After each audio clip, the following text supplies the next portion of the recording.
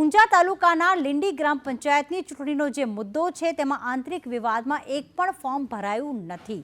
સરપંચ કે સભ્યમાંથી એક પણ ફોર્મ નથી ભરાયું।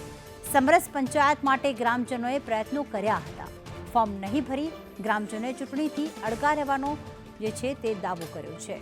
તો આંતરિક વિવાદમાં એક પણ ફોર્મ ભરાયું નથી અને ગ્રામજનો દ્વારા ખાસ ફોર્મ ન ભરીને પોતાનો વિરોધ વ્યક્ત કરવામાં આવ્યો છે।